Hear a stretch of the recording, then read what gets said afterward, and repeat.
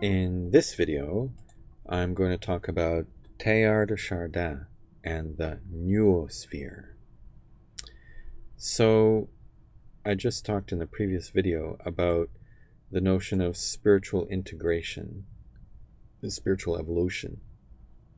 And an example of this view is the thought of the French Catholic paleontologist and theologian Pierre Teilhard de Chardin, whose Chinese name is De Rijin, and who lived between 1881 and 1955. Teilhard de Chardin is famous in China as one of the discoverers of Peking Man, Beijing Yuanren.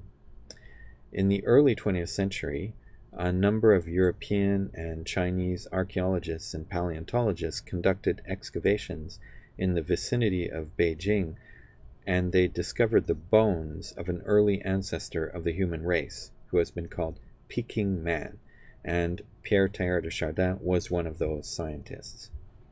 But he was also a very religious man. He was a Catholic priest. Although he's well known in China for his discoveries in the field of paleontology, he's also famous for his theory about the evolution of human consciousness. He wrote many books about how humanity evolved in the context of Earth's planetary evolution, and how he saw humanity evolving in the future.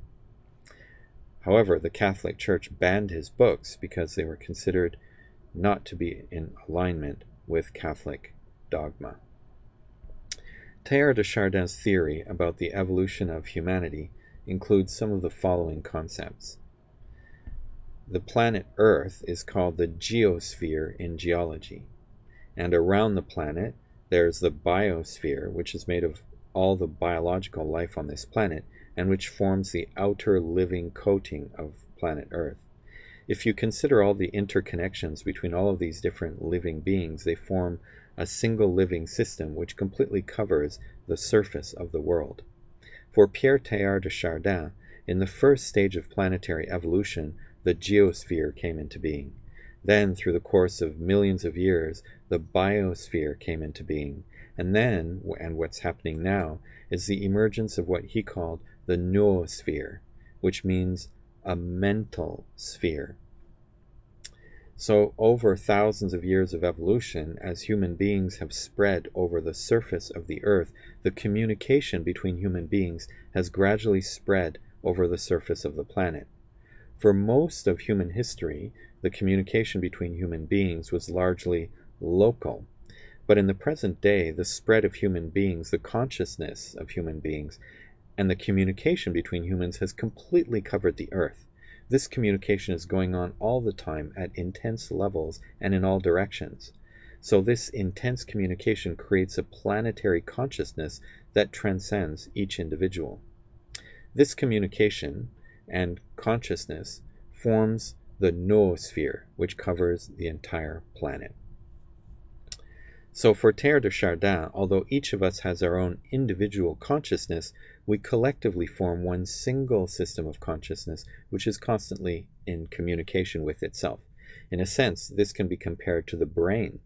The human brain is made of trillions of cells, each of which has its own individual life, and yet the intense intercommunication between all of these cells forms the consciousness of one single human being. So what Teilhard de Chardin said is that this is the situation of our planet. Collectively, we're moving in that direction through the increasingly intense communication and consciousness between human beings. As we think of the internet and cyberspace, we can understand this idea. But he said this almost 100 years ago. That was a rather radical concept in those days. So how did he describe the idea of the noosphere? Well, it's the coming into being of a planetary thinking network, the interlinking system of consciousness and information of a global net of self-consciousness and of instantaneous feedback and planetary communication. At some point in the future, he thought, this intercommunication and interconnection would become increasingly intense to the point that what emerged would be a single consciousness. In his mystical religious worldview, he considered that this point of consciousness is the point where humans would come into union with the transcendental vision of God. He called this the Omega point. Teilhard de Chardin considered that the increasingly integrated consciousness of the human race will approach the universal consciousness of God. So this is, in a sense, a very mystical and religious understanding of the future evolution of humanity.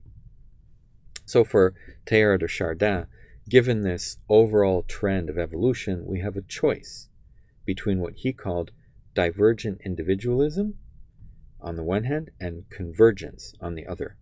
In divergent individualism, which is the same as what I called spiritual individualism that I talked about in the previous video, in this individualism, meaning and purpose can only be found inside our own selves.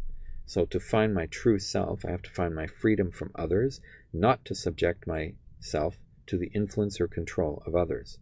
Therefore, it's in my individuality, in my own uniqueness and difference, that I can find my true meaning and purpose. For Teilhard de Chardin, if everybody goes along the way of divergent individualism, what we'll end up with is a highly individualistic society in which individuals with their absolutely unique meaning and consciousness have no connection with each other.